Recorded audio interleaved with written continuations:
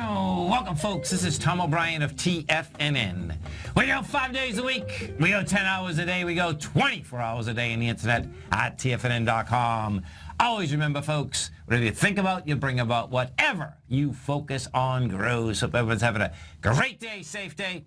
It's a TGIF, folks. Let's make it a great one. And kicking into the summer, too, with a TGIF. How cool is that, huh? Oh, well, it's been a cool week, so I like that. Oh, you know, folks, we got our tech expert, Dave White, with us, as we do every Friday. But the Florida weather has been absolutely amazing. I mean, it's like 88 dry, no humidity. For a couple of weeks, it was like standing on the surface of the sun.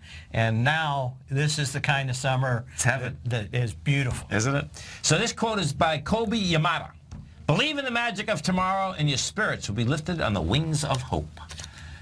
Market-wise, let's take a look at it out here. The Dow Industrials closed down 115, NASDAQ off 27, S&P's off 15.5. Gold contract up $1.40, traded $1,190 an ounce. Silver up 6 cents at $16.73 an ounce. Now, folks, gold and silver Friday, they couldn't croak it. That's a good scene. It's inside the larger range. We'll see whether we get that wide price spread accelerated volume coming into next week. That's what it needs. Oil up 251 today. Oil broke its downtrend. You're at 60.23. That oil's going to go after its last swing high from about 3 weeks ago, which is at 63 level. Bonds, the 10-year and the 30-year were both flat. Bonds look like they have just finished a counter-trend bounce. The bond market wants lower price, higher yield. It has nothing to do, by the way, of the Treasury. I mean the Fed, rather. Bottom line is just looks like people are basically selling the bonds, and we'll see whether the marketplace is going to basically up the interest rate first. Right now, you need a mortgage out there, go get it, because you're still dealing with 2.1 on the 10, which should get you about 3.85 to 3.65 on a 30-year. And get a 30-year, folks. You know, I know the 15 years are cheap, but the bottom line is that, if you're not paying anything, if you get 15 years of making money, that's the bottom line.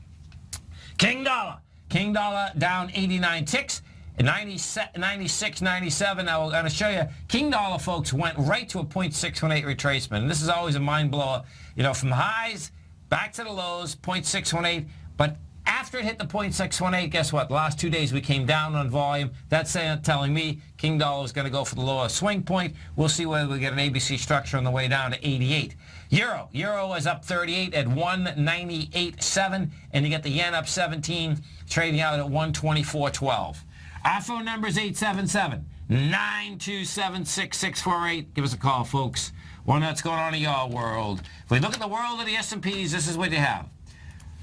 The SPY out here, bottom line, you're at 211, not the end of the world for the SPY. What you do have, though, is that you have a failure on the daily, failure on the weekly, and you get an expansion of volume. We did 109 million shares out here today. In the NYSE, we did over 1 billion shares, folks, and that's what that was all about. That's the rebalance of the Russell, and it's just not.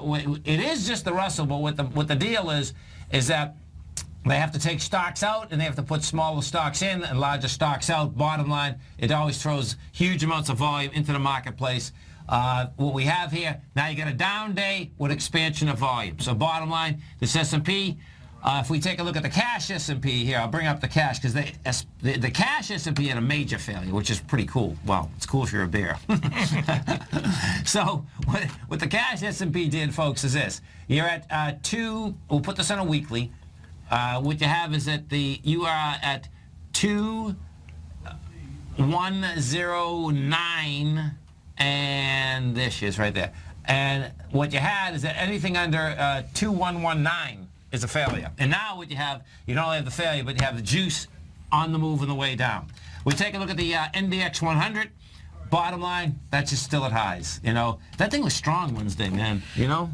Well, you had basically a couple big stocks, and they're in a basket. You get them. You get those moving. Everybody else. Right. There were a lot of people that went short going into Labor Day weekend, and I just think that basically shorts got a very short fuse, and if it even looks like it's going up, they cover, and then it's worth it. Oh, yeah, and then the volume the next couple of days, it's gone, and you pull right back. You pull right, and there's no doubt. So the Qs, folks, finished at the 108, 110.08. Bottom line at that. Whoa, 1 second. Just click on it. This is.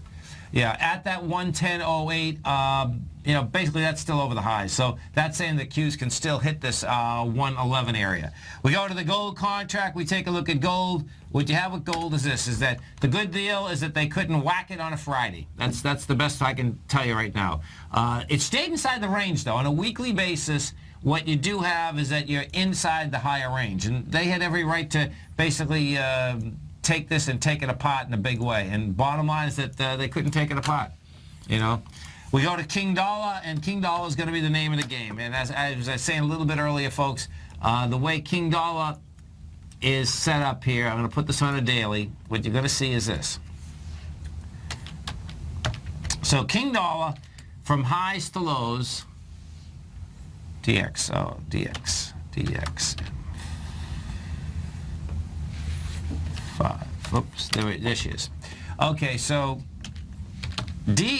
King Dollar from highs to lows.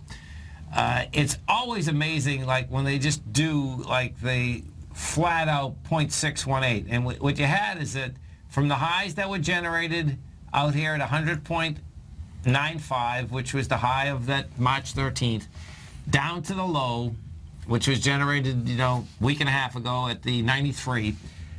The 0.618 was 97.96, and we hit 97.88. It's that crazy. I mean, it's right at the same deal. It's the question is, for me, is what is the dollar index going to do if we wake up Monday morning, or a week from Monday morning, or a month from Monday morning, and we see the Greeks have left?